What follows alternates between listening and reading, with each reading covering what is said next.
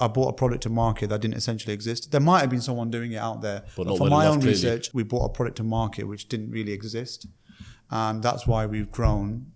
You know, we doubled year on year.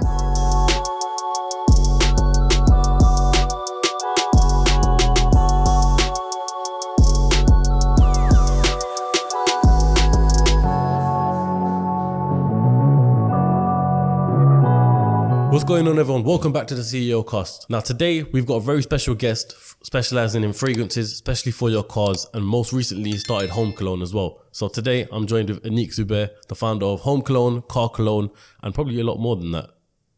A few other bits, yeah. Yeah, a few other bits which we'll get into. So what is Car Cologne? So Car Cologne's a luxury car fragrance brand.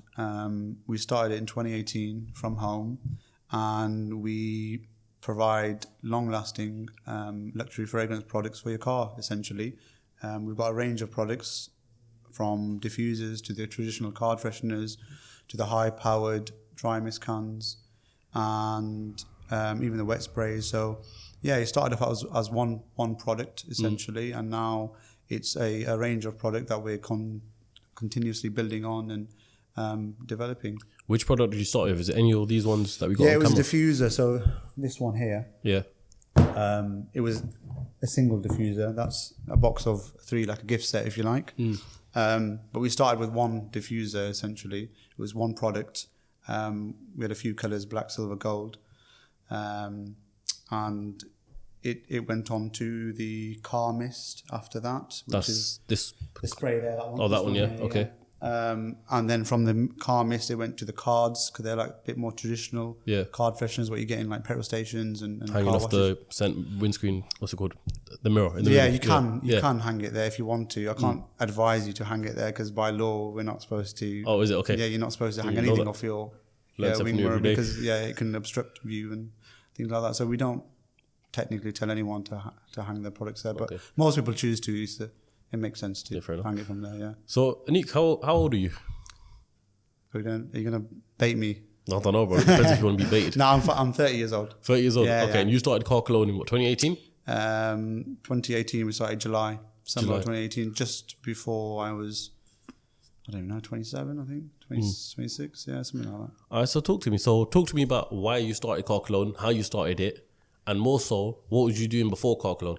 Because if you were 26 roughly around that, obviously you know 26 life years before that. Yeah. So what was you doing in them life years? This episode is brought to you by YFood. I recently discovered YFood when I was trying to find an alternative to eating a meal. As entrepreneurs, we're constantly busy, constantly on the go, and sometimes we're missing meals in order to get our work done. Or we might end up resorting to junk food, and that's what no one wants. So this is where YFood comes into play. YFood is essentially a consumable meal having 500 calories and all the nutrition you need to keep yourself going for 3 to 5 hours. So if you work a lot, travel a lot, or find yourself in situations where you can't always eat food, this is why YFood will work for you. My personal favorite is Happy Banana, so make sure you try this as well. As you can see, it's completely empty because I basically downed it at lunchtime. You can get 10% off using the code CEOCAST10 using the link in the description. Once again, that's CEOCAST10, get 10% off. Go for the taste pack. You get all 5 flavors: Happy Banana, Vanilla Smooth, Chocolate Classic, Crazy Coconut, and Cold Brew Coffee. Try all of them. Also have vegan flavors too. The man behind the camera, my director, has nicked the coconut one, so that's also empty.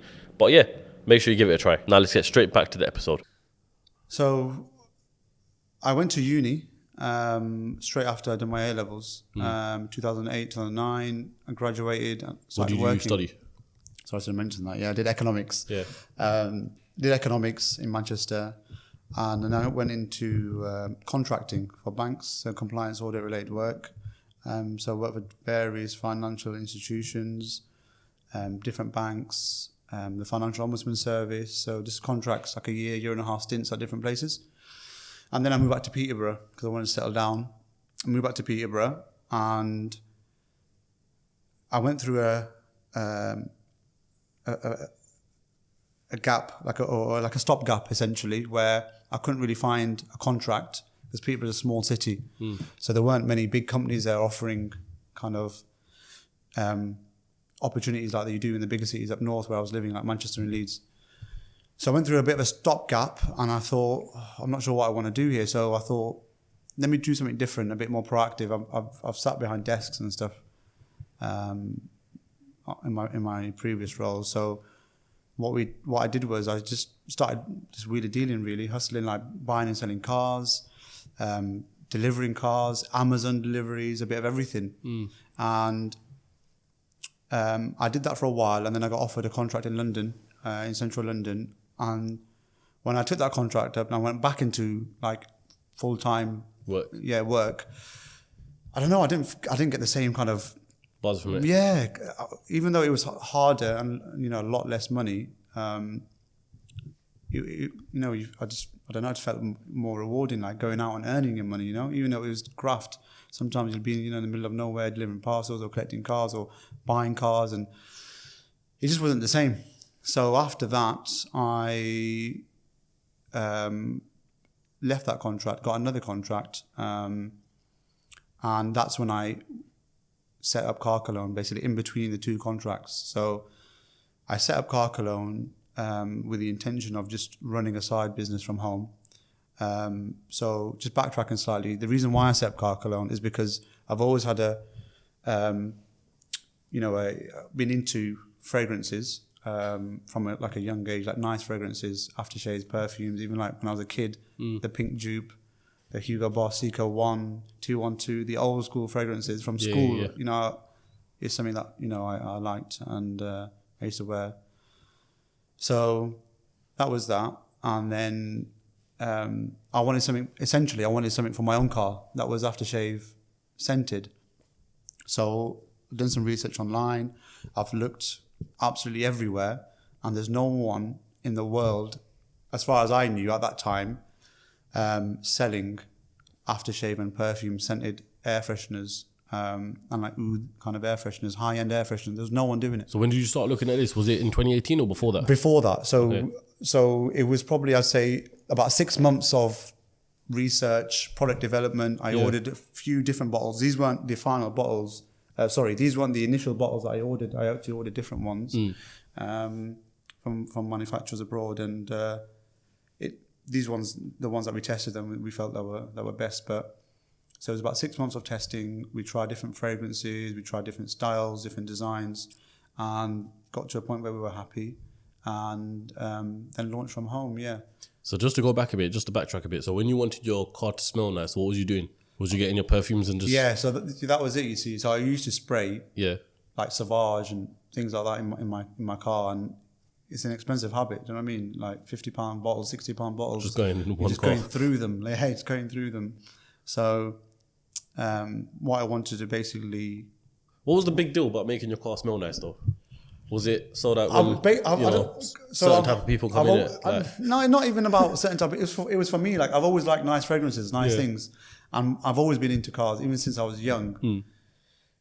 Going back home and learning how to drive just for the sake of driving, kind of thing. Do you know what I mean? Like I've always been into cars. The first thing, when I was 16, I did got my provisional. Because I think you could when you were 16. Yeah. And then on my 17th birthday, I did my theory test. And a month later, within 4 weeks, I got my driving license because I was eager to be on the road, basically. I was so into cars. Yeah. I wanted to get a car. I wanted to be on the road. So I've always been interested in cars, always had a thing with cars. So it kind of worked well together. And I wanted to have a nice smelling fragrance in my own car, basically. It wasn't that I thought of the business to launch as a brand per se, or I didn't think of the product to launch it as a brand, as a business. I thought of the product because it's something that I wanted for myself.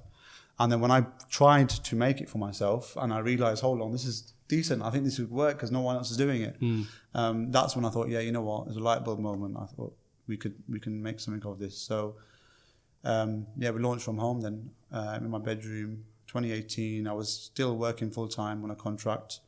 I did that for a whole year. So I'd commute, and I had the help of my brother. I should mention that as well. Yeah. So Harris helped me quite a lot in the first year. He would pack the orders at home. I'd be at work during the day. I'd be replying to DMs and looking for influencers,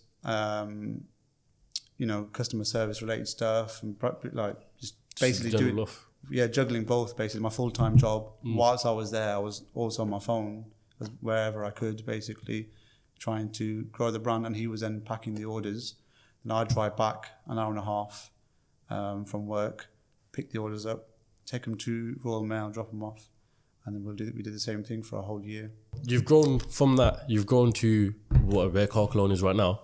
But, you know, you mentioned that you were still working at the same time whilst running your business. Yeah. So when did it get to a point when you left your 9 to 5? So it was after a full year, basically. I told myself while I was working, it was starting to get too much, like mentally and physically. Yeah. It started taking its toll. Because the job where I was working, at the contract I was on, was an hour and a half away. So I was driving an hour and a half, waking up at like 5:30 in the morning, getting ready, driving, getting to work on time. Then obviously dealing with Car Cologne all day and my job, doing that at the same time. And then coming back and working late and then in the evenings on social media and trying to grow. And so it was getting a bit too much. So I said to myself, when I reach a certain turnover, I'll leave my job. What was that turnover? It was 100 grand basically. I said, look, if I make 100 grand, I'll leave my job. Yeah. Because I thought if I factor out all my net margin basically to my salary, I thought, yeah, it'll match and I can leave my job. But then we got there quite quick basically, and I still wasn't convinced. Like, I almost didn't have faith because it was almost too good to be true. Because obviously in business terms, turning over 100 grand is nothing. Like, there's loads of people out there that some people doing that in a day. Yeah. You know, some big brands are, or a week or a month. But because I was working and I'd always been in that kind of professional working environment, and this was a new product to market that no one was really doing, I had a bit of doubt in me, I'll be honest with you, because I thought it could be like a hype. People are buying these now because it's a new thing, it's trending. Like, you have all these toys that come out, fidget spinners and poppets and all these other things. Yeah. They're just a hype. They're here tomorrow and they're gone. Like, they're here one day and they're gone tomorrow. So part of me had that doubt in the product, because at the time it wasn't like it wasn't an established business. We didn't have a range of products. For the whole year running, you had just the one product. We had the single diffuser, then we had the gift set that came second, and then we had the car mist, the spray basically. Yeah. So we had essentially two products, a diffuser and a spray. Yeah. And I thought, I don't know about this. Like, it's doing okay. The numbers are good, but whether I'll be able to survive off it or make it into a business, you know, I'm not sure about. So at the end of the year, basically the business year for Car Cologne, it was July 19, it got to a point where it just got too much. Everything got too much. So I had to make a decision, basically, to whether to continue with work and I don't know, just let this run on the side, or take a leap and run Car Cologne full time. And I took the leap.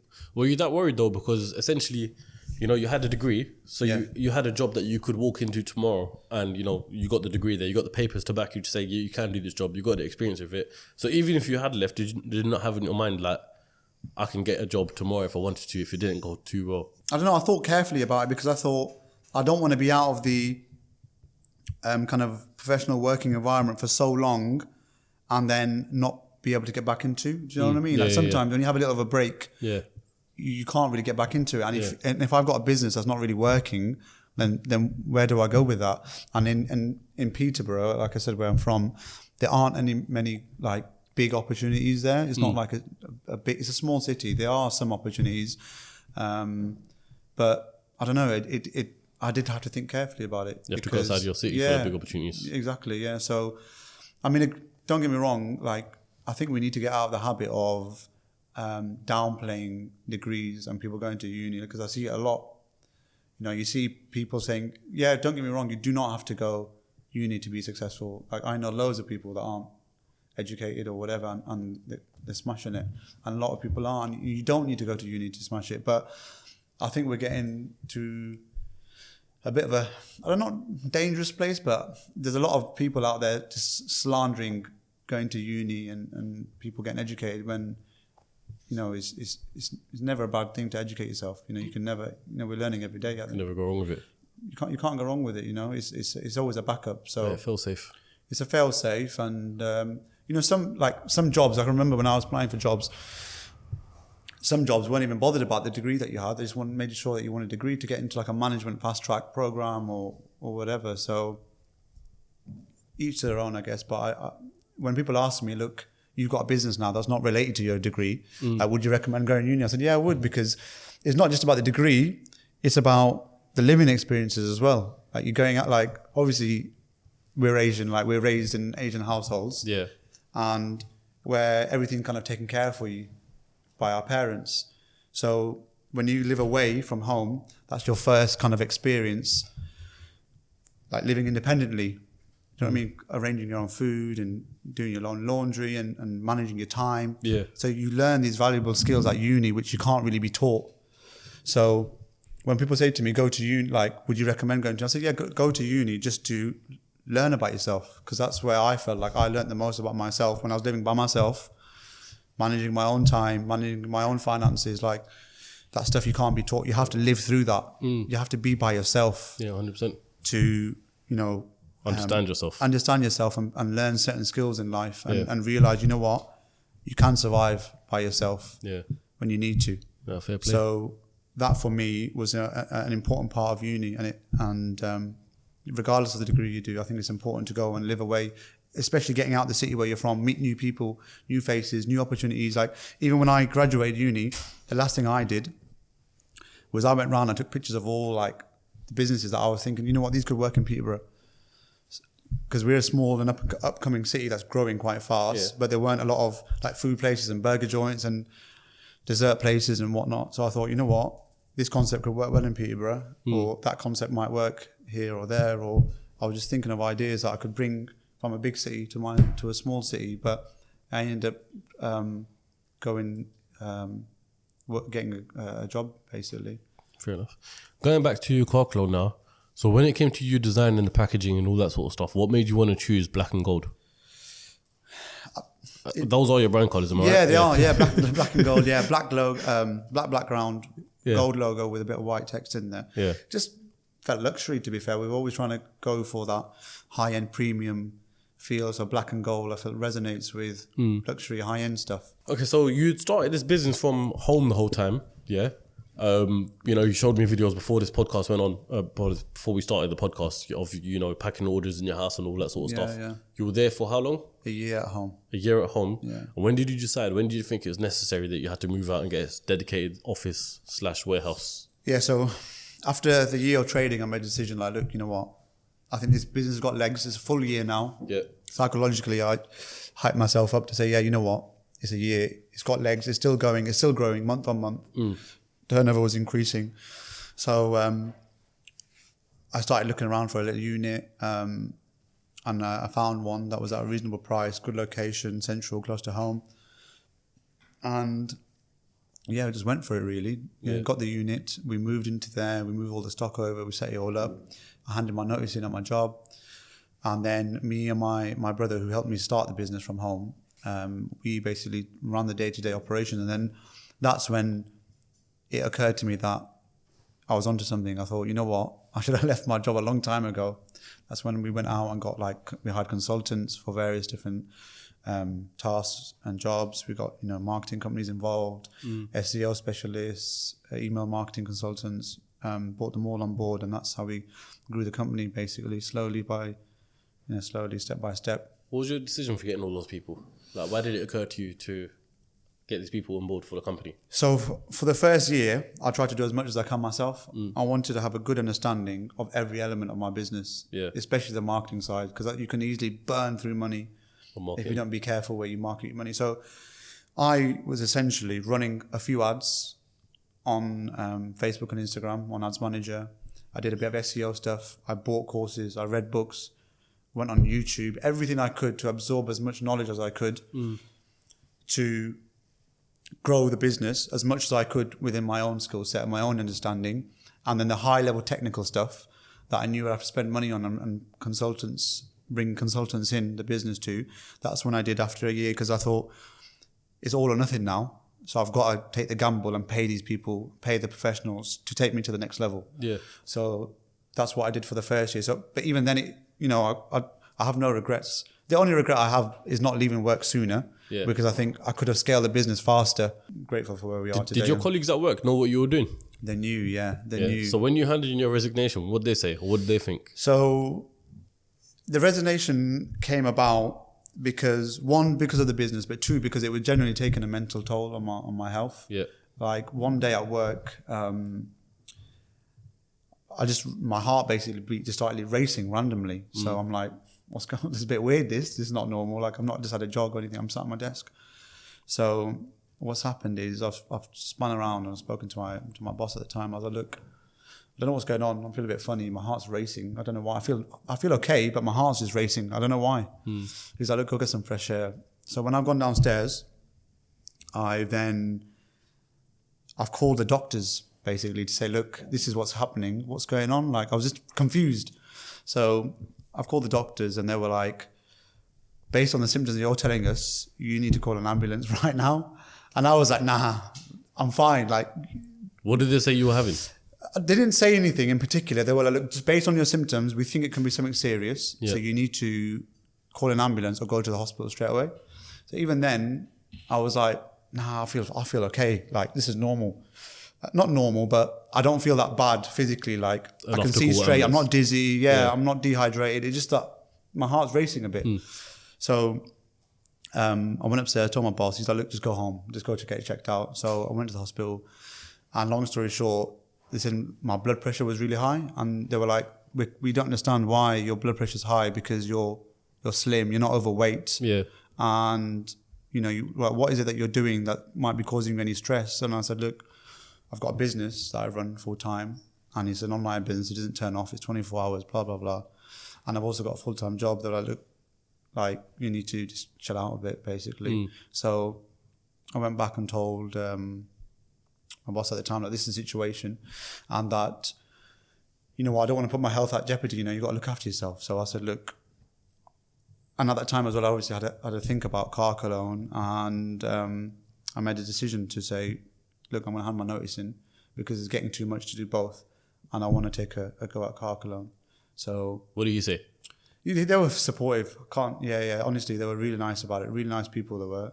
Really nice guy. I'm still in touch with him today and he still asks about the business and we're still in touch. It was good. We left on good terms. They were fine. And yeah, he was happy for me, to be fair. He was like, you have to look after yourself at the end of the day. So yeah. Fast forward 4 years, we're in 2022. Where is the business now? Now that all those steps are done, you set it up, you left your job, made 100 grand in the first year. What about 4 years down the line? Where are we today? So today we're in a warehouse, nearly 2,000 square foot. So the day-to-day operations are run by myself and my two brothers. Mm-hmm. My brother that started the business with me initially, he left after about a year and a half, I'd say 2 years, he left. The business was growing fast. He just didn't want to be involved, basically, long story short. He wanted to do his own thing and have his own kind of business, which is fair enough. Like I was cool about it. But my other two brothers at the time, who were also working in banks contracting like I was, their contract had just come to an end and they were looking for jobs. So I said, look, work for me temporarily. And they've never left. They've never left, basically. But I don't like to say they work for me. They work with me because they are, on paper, obviously, it's my business and I started it and it was my ideas and stuff. But my business doesn't run without them. So I see them as partners. Like that's why when I refer to the business, I say we, because when I say we, I mean me and my brothers, because the business won't function without them. Now they run the operations day to day. I don't need to be there as much. Like I'm if I want to leave and go for a lunch or a meeting or do this and do that, I know it's taken care of. They're there. So they run the day-to-day operations with me.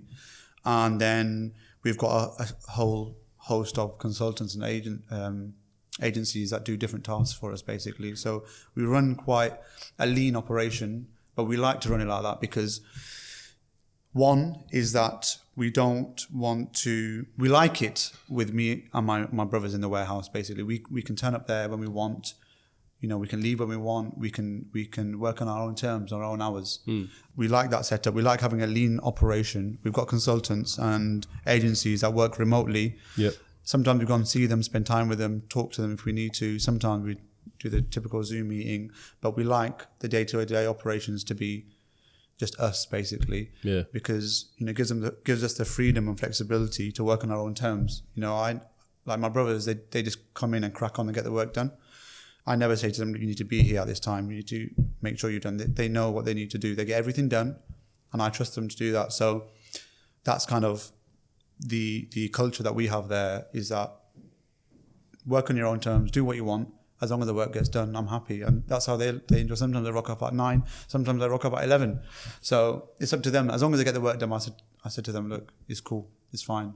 So that's where we are today in terms of the business. We're still growing.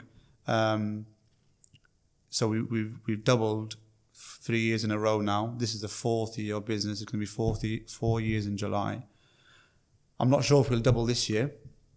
E-commerce is a funny game this year. Why is that? Because of people can't get as much as they can from abroad, or because I know a lot of people having a lot of problems in terms of distribution and the rates and the costs and all that sort of stuff. So it's a mixture. Everything. It's a mixture of a lot of things with e-commerce. So, firstly, just people's spending behaviors have changed because of COVID. So we grew massively through COVID because people had expendable income where they had extra money essentially, and they could buy random things like, obviously, you weren't even supposed to be going out unless you were an essential worker, but people were still buying air fresheners for their cars. So I think it was mainly because people had extra income. You know, they're spending a lot of time on their phones. People working from home, spending a lot of time on their phones, seeing our ads and buying. But then when the rules got relaxed, I think people started going out a lot more, going out to pubs, bars, restaurants, and the spare income that they did have has been depleted essentially. Or they're just not spending as much time on their phones as they have been previously for the last year and a half or whatever it was through COVID. So that's one reason. The second reason is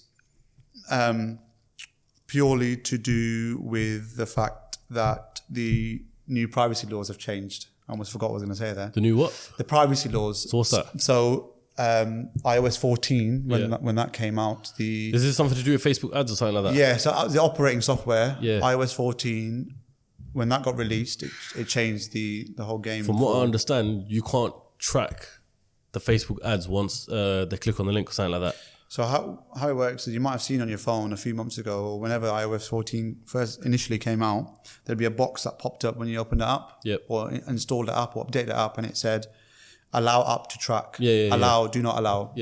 So if you click allow, that app would then have the relevant permission to track all your behaviors, your how much time you spend on the app, what you do, what's, you know, if it's a website, for example, right? You know, if you added to car, if you purchased, you know, what product you went on. However, if you clicked allow app not to track, then you couldn't see nothing. So if you click allow not to track, and then saw my advert on Facebook, and then clicked on it and purchased, you would not know. We would not know in the back end. Okay, and likewise, you wouldn't even know if they haven't purchased, if people put stuff in their carts. Very minimal data you'd see essentially. Very, very minimal data. So the ads tracking is very obscured now. So you can't. Before, you knew you put $5,000 in, you're getting 20 grand out or 15 grand out or whatever it is. You can see your ROAS, your return on ad spend. But now it's really obscured. It's up and down. That's interesting then, because that's probably changed the whole marketing technique then. Massively, right? Massively. So we've scaled down the ad spend. And what we're doing now, we're focusing on more on like core marketing, so like SEO, Google ads as well, PPC, that they're doing okay as well. So we've upped the budgets on there. We've transitioned onto TikTok as well. A new, obviously, upcoming wave that everyone's riding at the moment. Are you advertising on TikTok? We've just started. We've just started. Headache or? I hate that app. Why?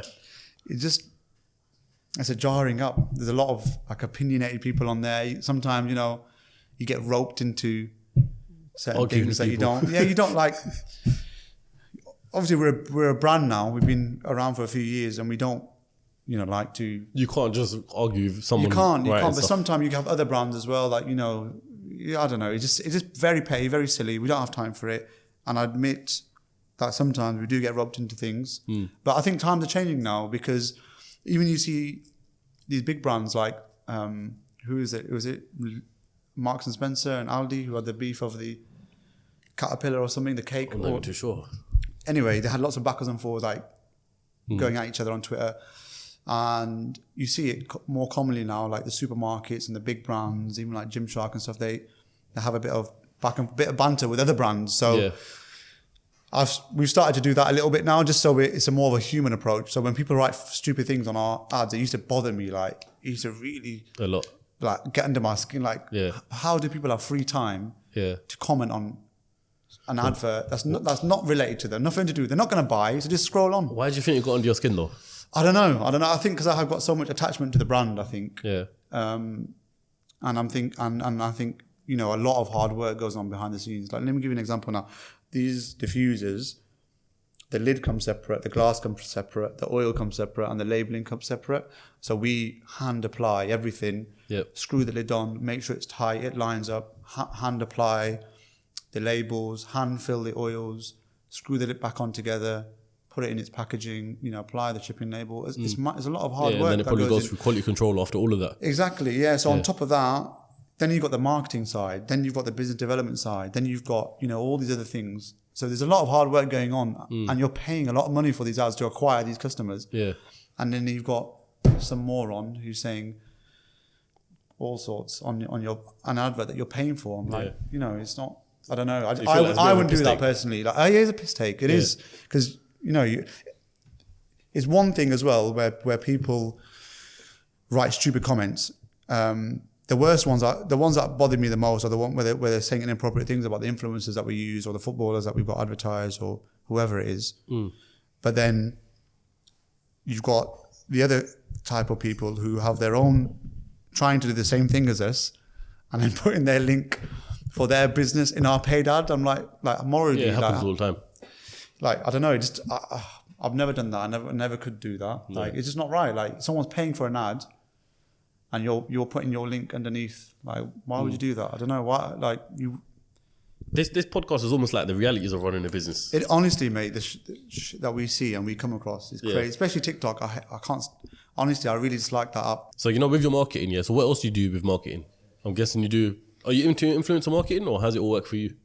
We did a lot heavily at the beginning. I think we were on the peak of the influencer curve, just as it was about to dip, or just as it started dipping, basically, when people realized, hold on, everyone's getting paid to do promo or to plug products they don't use, they don't care about. So at the beginning, we did a lot of influencer work, and it was with everyone and anyone had a good following, anyone that's been on TV, reality TV stars, footballers, anyone we could get our hands on, basically, we used. But didn't that dilute your target audience, essentially? It did and it didn't, because the feed on our Instagram, which was a main driver of our traffic and still is, to be fair, was more high-end luxury cars. So if they wanted to follow, they could follow. If they didn't, they didn't. If they purchased, obviously it was a bonus. So it worked well for us at the beginning, but then over time, influencer marketing just kind of died out now. And now we're very particular with who we use. At the beginning, it was more, we needed people to get the word out there. Now, most of the time, we get people approach us. They want to work with us, but we tend to go for people who are in the either car scene or automotive world. Automotive world mainly now, unless it's someone big, like a Premier League footballer or someone big or big YouTuber. But other than that, we try to keep it very within our niche or related to our products. Who's the biggest person you've had advertised for you? Done like an influencer deal sort of thing? You had Mayweather, right? We've had Mayweather. Yeah, we had Floyd Mayweather. And we've had Jesse Lingard, Man United player. We've had Paul Pogba, again a Man United player. We've had quite a few footballers, to be honest. Some Liverpool players as well. So what team do you support? Man United fan. Okay. Yeah, so it's a big thing for me when we got Jesse Lingard. I try not to make it personal, and I always say make business moves, not ego moves. I don't do things that make you happy. Do things that are good for the business. So it was good for the business at the time because he was playing quite well at the time, and I think he was just got selected for the England squad or was playing for England. It worked all right to me. It was a big thing. We were a small brand then. I think it was in the first year or just after I think it was the first year actually. Yeah, within the first year, we got him to take some pictures with our products. So he didn't post on his platforms because obviously they have obligations and contracts where they can only promote certain products. So, but he got the images which were enough for us Yeah. to use on our platform and then run them as ads. So that helped massively. So, yeah. Fair enough. So how did the whole Floyd Mayweather situation come about? You know what? Everyone I meet who asks about the business always asks, the first question they ask is about Floyd. A big person, Floyd Money Mayweather. It is, You know what I mean? it is, to be fair. Oh, I don't know the story of that one. It is. To be fair, like even to this day, it's hard to explain. Like when I got it done and I told my mates like in the group chat, look, this is what we've done. We've just done this deal with Floyd. And they went nuts. They were like, wow, did you meet him? Were you like, I was like, yeah, we went, we spoke, we got the deal done, we recorded the video. And they were like, how do you feel? And I'm like, I need to see a return on my investment before I feel anything. Like we had to pay a lot of money to have 10 minutes of his time and get that content. So for me, it was like business. I need to get this video made, get it online, run it as an ad or do what we need to do, get the brand awareness out there and make my return on investment. So I know people think that, wow, it's Floyd Mayweather. And it is, like, It comes with Floyd Mayweather money. Exactly. So Can we say how much that money is? Or I don't want to say because we had to shake a lot of hands to get there. It was a bit of a... Okay, can we say how many figures? Are we talking 5, 6, 4, 2? 5 figures, yeah. Okay. Yeah, 5 figures. Yeah. In the grand scheme of things, it wasn't a lot of money for someone like Floyd Mayweather. Like we've paid reality TV stars close to what we paid Floyd. Being completely honest with you, we got a good deal because we didn't want him to post it on his own platform because we knew we wouldn't be able to cope with that many orders based off his following. Even if we calculated, even if 1% of his following ordered from us, we wouldn't be able to cope with the orders at that time. And so, in business, I think we mentioned before while we were talking, it's about who you know, not what you know, not what you know. So it was a combination of people that I knew who had worked or had contacts to people around Floyd Mayweather. Yeah. So the big question is, did that pay off then? Did you get your return on investment? Yeah, without doubt. Yeah. Even to this day, we've got it. I think on our homepage at the very bottom, we've got a YouTube video embedded with the advert that Floyd did for us. So we're still using it to this day. Yeah. How can you track though where people are buying from? Like, did you have a code like code Floyd or something like that, or how do you actually know what the ad? No, we don't. You know what? Now that you mentioned codes, I'll just touch on it quickly. We don't like to use or give out discount codes often. Like I think people make this mistake in e-commerce. They, when the business isn't doing well or a period of stagnation comes, they start dishing out codes, and I think it's a dangerous game to play because you can easily devalue your brand. And people might just think, you know what, we're not going to buy, we'll wait for a code. Or, you know what, we'll wait for this time of the year, or, we won't make purchases. So then do you not have like your Christmas sales or anything? We do, like that? yeah. So we do sales maybe 2-3 times a year maximum. Yeah. Absolute maximum, we'll do that. We have a product, like the diffuser product, that we discount weekly. It sounds like I'm contradicting myself now, but it's just that one cent we will discount for that week. Why is that? Why just that one? We call it the cent of the week. Basically, it's just like an incentive for someone who might be unsure of purchasing and think, oh, you know what, I'll try that cent. Yeah, we'll give it a go, and we'll discount that 1 cent for that 1 week. It works well, to be fair. So, but apart from that, in terms of like a flat discount for the whole website, site-wide discounts, we very rarely do them because we try to portray, and I think we are, to be fair, like a luxury, like a high-end brand, especially for car fresheners. Yeah. So yeah. No, the reason why I asked about the codes is obviously because the brands and people, businesses I talk to and stuff, when they use codes, for example, a couple of brands that sponsor CEOCAST and use code CEOCAST 10. The tracking, yeah. Yeah, it's just the tracking. It's not even the discount. It's just they want to know how much people are ordering from the back of CEOCAST. Yeah, I understand. You know what I mean? Yeah. So then with like Floyd in that situation, or Jesse Lingard or something like that, like, sick pain for those ads and everything, but then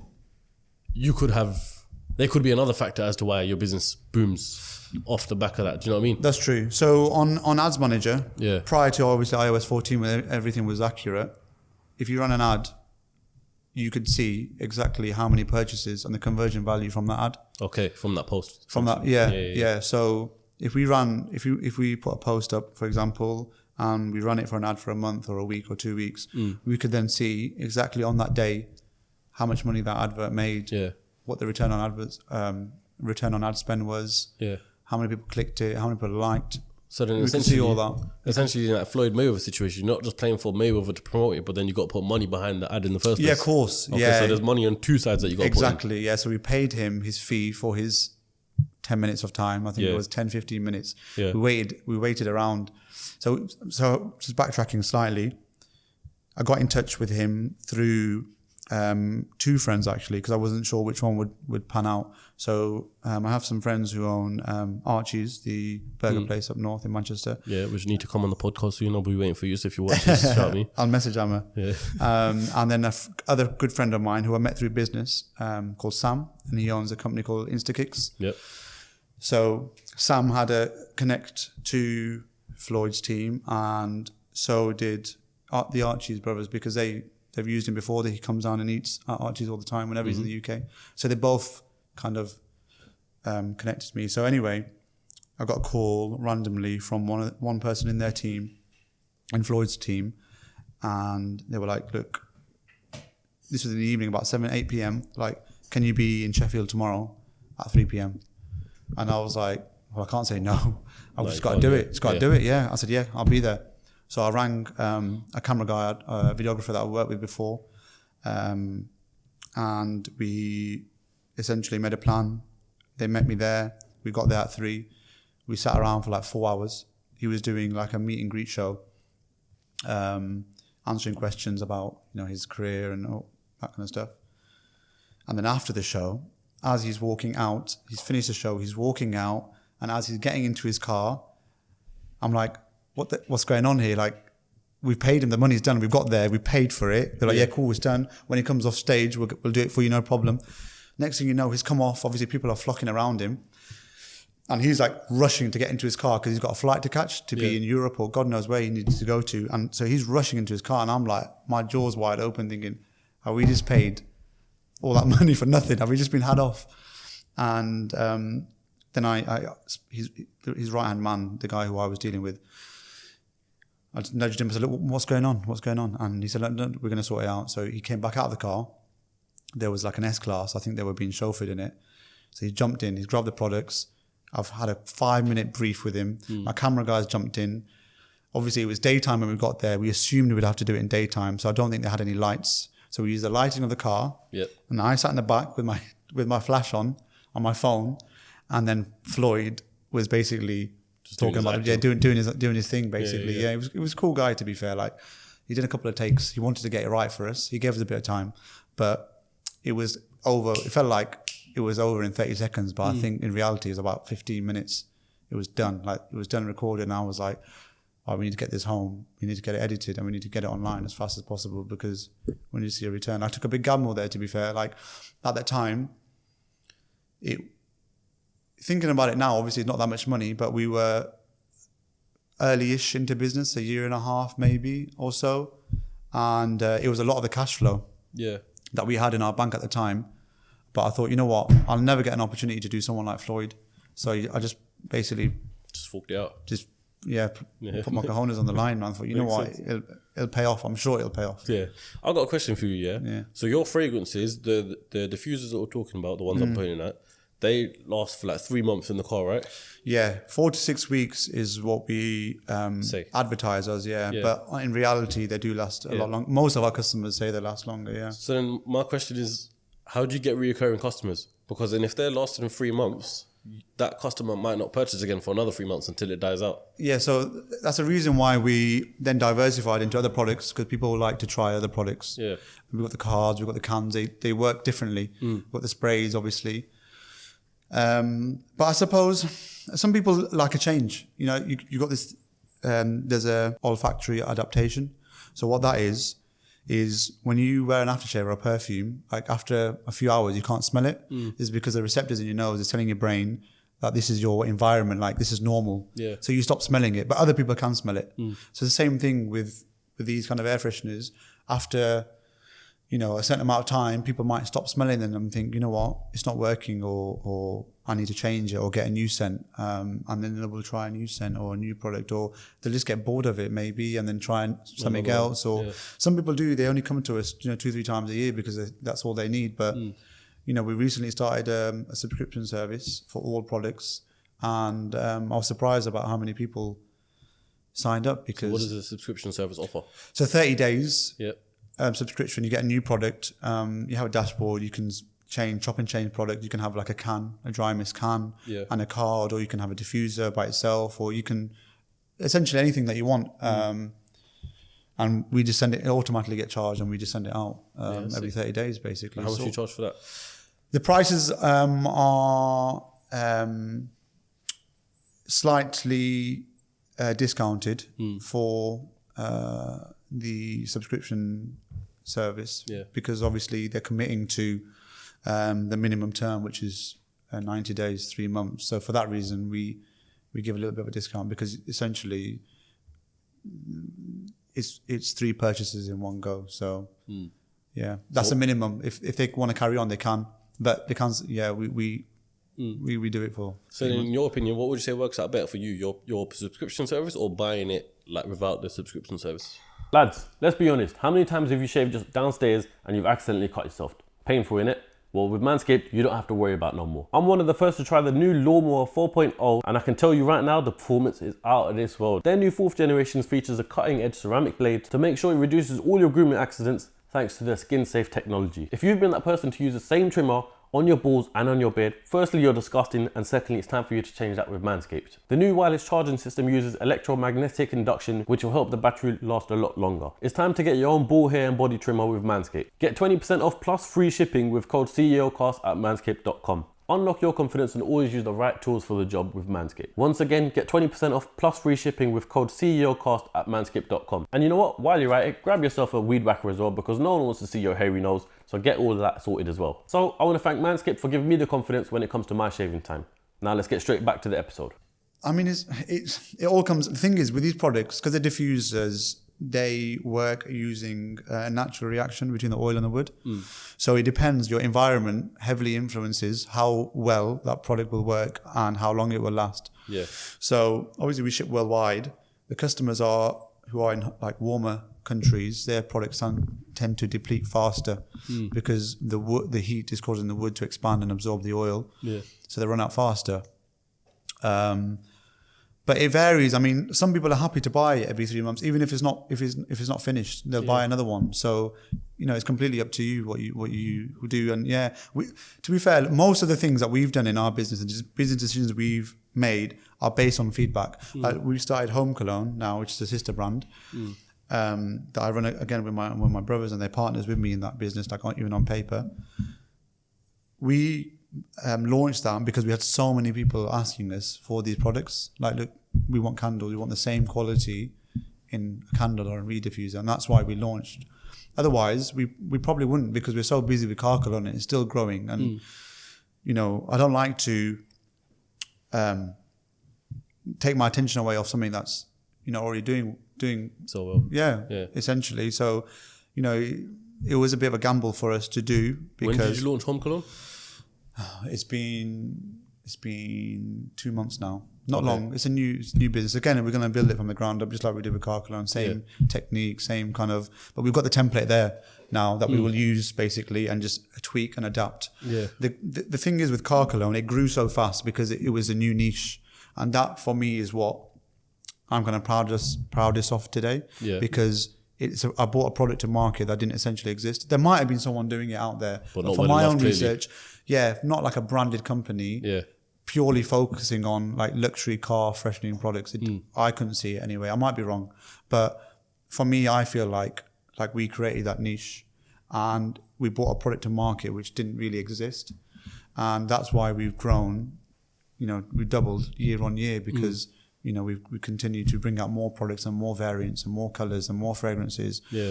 And even in the cans that we've got there came through. It was something that we launched through COVID time because of sanitizers. So we bought like a sanitizing product out. So when did you start to almost like enjoy the the fruits of your labor. You've got a Lambo Hurricane sitting outside, obviously branded up with Car Cologne, home cologne. But when did you decide that, you know what, I'm going to buy a car like this? It was a while, to be fair. Because obviously before the Hurricane, you had the Porsche. Did you have anything before that? So I had the Porsche. Before that, I had a Range Rover with a Luma kit on it, the wide body one. Okay, yeah. And then I had an RS3, an M5, a few cars. I've always been into cars, so I've always, even when I graduated, when I got my first job, the first thing I did was get a car. Got a new car, leased a car out like an idiot at 21. Yeah. But for me, it was like that was it. That's what I wanted. I didn't care that I've got a good job or whatever. What car did you lease at 21 years old? It was a C-Class coupe. Okay. Yeah. It was a C-Class coupe, nice one, like AMG line one. It was a C180 or something. Yeah. Couldn't get insured on anything bigger, but it was like an AMG line, so. It looked done the job, innit? It done the job. It looked like a C63. I wrapped a few pieces black, so it looked like a C63. Yeah. So I've always been into cars, man. But obviously, these cars are a whole different caliber. They are. So I held off for a while, as long as I could, basically, because when I graduated, my parents had businesses. They were doing okay. I had no kind of financial commitments, so I could go and lease a car out and pay 300-400 quid a month on my rent when I was in my apartment, and I was earning okay money. Do you know what I mean? So I wasn't too fussed. And then the same thing happened again. I got the next contract, money increased a little bit more when I got a better car. But when I moved back to Peterborough and that money weren't coming in, the monthly payments were hurting. Do you know what I mean? And I was like, you know what, this car needs to go back now. So I gave that car up, and then only when I went through a bit of hardship, I realized, you know what, I need to be a bit more sensible here, because you never know what the future holds. Do you know what I mean? Like, you got to be sensible with your money. And I wanted to grow the business as far as I could. With all the, for one whole year, I didn't take a penny out of that business. I was working full time, living off my own wage, and investing all the profits back into the business, Even to this day, to be honest, I don't take out big amounts of money. Like, I don't take a massive salary out for myself, because cash flow is important. If you want to develop new products, buy more stock, scale your marketing, the money's got to be there. You've got to come from somewhere. If you had to put it in percentage wise, how much percent of the profits of the business do you take for a salary? Not a lot. Honestly, I take salary wise, I take a low amount. Yeah. But I take obviously dividends, and then there's retained profit as well. But obviously, I've got other sources of income which I then use to get by, kind of thing. Yeah, of course. But Car Cologne, I like to keep the money there. Leave it as a lean operation, just in case anything goes wrong, or we get an opportunity to do something with a brand deal or endorsement, or if someone approaches us and says, look, we want 10,000 air fresheners, like we'll have to pay to get them manufactured. You know what I mean? I can't say to them, sorry, I ain't got the cash there. Yeah, to get it done. To get it done, can you pay me first? So you're a believer of keeping the money in the business, right? Yeah. So when people have the idea of starting a business because they want to be able to afford the Lambo and stuff like that, you know what? Even the Lambo itself, you might think that it's a big deal, but it isn't. In reality, it's not. The reason why I bought that car is purely for marketing purposes. Like, don't get me wrong, I've been into cars. I love cars. I love the car itself. But for me, it's a business decision. It's a billboard on four wheels. I've got the QR codes on there, the website. People take pictures everywhere I go. So that for me is another form of marketing. So I want to see my return on that investment, and I might not get the return on investment. I didn't, buy it outright, but it's a business expense at the end of the day. And for me, I like to make it about business and not get too sucked into the lifestyle, because it's very easy, especially when you spend so much time on social media. So very, very easy to lose your way and let the money get the better of you. But you've got to just keep cool, and only make moves at the right time. Even now, sometimes I think twice, thinking, you know what, why did I buy that Lambo? Like, I could have used that money elsewhere. But you can't always think like that. You have to be fair and think, you know what, okay, you can mix a bit of business and pleasure, which is what that is. But for me, it's more of a asset, a tool for the business to grow and get me into places and open doors for the future of the business, essentially. Yeah, fair enough. Yeah. And before I move on to the last question, I want to ask you an interesting one. So it depends if you want to answer it. When did your business make its first million? You know what? it's a funny question because it's not that hard to make £1 million in business. It really isn't, especially in e-commerce. There's people making £1 million a day. People like, Reese Wabara, who owns MDV, the clothing brand. I think they do like $1 million or $2 million. But if you had the same growth rate as your first year, that means it would have taken you 10 years to make $1 million. That's right. Yeah.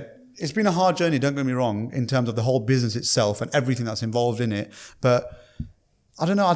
We need to get away from the stigma of you need to be turnover X amount to be successful. Because look, if I've turned over £1 million, but I've only banked 20 grand of that, then what good is that? What use is that? Like, it makes no sense. Do you know what I mean? So these are like vanity metrics that don't interest me. And I promise you, when we did our first million, I didn't even know. It was like 6 or 7 weeks afterwards, or maybe even longer, my accountant was asking me for something for a VAT return or something. And I thought, you know what?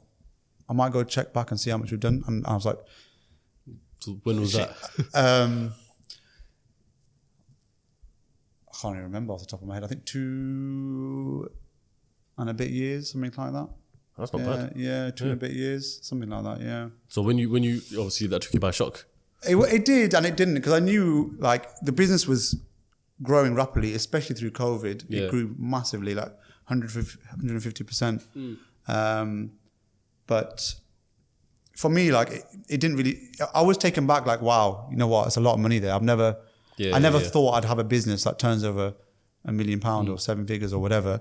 But at the same time, I thought it's part of the game plan. You've got to crack on, this is like, it is what it is. Turnover can mean nothing, If you, like I said, if you're only netting, 1%, 2%, then it's no good, is it? Yeah. You can have a business that turns over 5 million and a business that turns over 1 million, and the 1 million can be more profitable than the 5 million one because they've got a bigger operation and bigger cost, might spend more on marketing. It comes down to what's left after tax. This is what people really need to understand, that don't get caught up in vanity metrics, turnover. It don't mean shit. Honestly, it don't mean shit in reality. Fair enough. Yeah. And my last one. So at this point, obviously, it's, as I said, this podcast is almost like a reality of business, right? I can't tell from you if the business stresses you or if you love it. Obviously, you must love it to continue it. But if we had to dive it back all the way to that point where you made that decision whether to leave work or to pursue the business, if you had to go back there now, what would you choose? Knowing everything that comes with the business. I wouldn't even think twice. I'd leave. Leave what? My job. Okay. And do the business. Yeah, of course. So you still continue? Yeah, the only regret I have to this day is not... I say regret, but the only thing I would have done different if I went back is left my job a little bit earlier, because I could have scaled. Because for me, the first year of the business, I was working hard and trying to get it out there, but my full-time attention wasn't on it. Like, we weren't posting every day on social media. We weren't, actively looking for like endorsements, brand deals, actively looking to grow the brand. It's only when I left and I thought, that's it. All my cards are on the table. I've got to make it work now. Do you know what I mean? That's when I thought, yes, right, I'm going to employ this guy to do this. I'm going to go speak to these people who can manufacture me this. I went and met people. I had meetings. I told them about my brand, told them about the story, thought of new ideas and ways to grow the business. It was just like one thing led to another. Yeah. And because I had the free time to do it. It was every day. I was going to the office and we were doing the orders, and then I had 3 or 4 hours to write, right, what do I need to do now? I need to focus on this. I need to focus on that. I need to, find an influencer. I need to get a new product. I need to bring new fragrances. So if I had that, I think if I did that earlier on, it would have helped us grow a little bit faster. But I mean, I'm still, grateful for where we are today, and I wouldn't really change much, to be fair. No, sick to hear. Yeah. I think we definitely need a part 2 of you soon, to be fair. Yeah, come to the warehouse. Yeah. We'll show you around. Come to the warehouse. Yeah. We'll do a tour instead. How about definitely. that? Yeah, definitely. Anik, I want to thank you very, very much for coming on and sharing the reality of business. But before we end this podcast, the winner of last week's giveaway is right here on the screen right now. So if this is you, please message me on Instagram. And the giveaway for this one, let's get to it. So, Anik, what are we saying? What are we doing? Yeah, we can do a nice care package. That's no problem, yeah. I'll say, that's fine. Let's do a care package for 2 people. Yeah, that's fine. No worries. Right, so if you want to be involved in that, all you got to do is like this video, put your Instagram in the comments, and also tell me your favourite part about business or favourite part about Anik's journey. And you can see the answer in the next video. Thanks for having me. Yeah, Cheers, thank you very much for coming on. Thank you. Room and that. And everyone, I'll catch you on the next episode of CEOCAST next week. Yeah, love. How was that? Done. Yeah, it was alright, bro.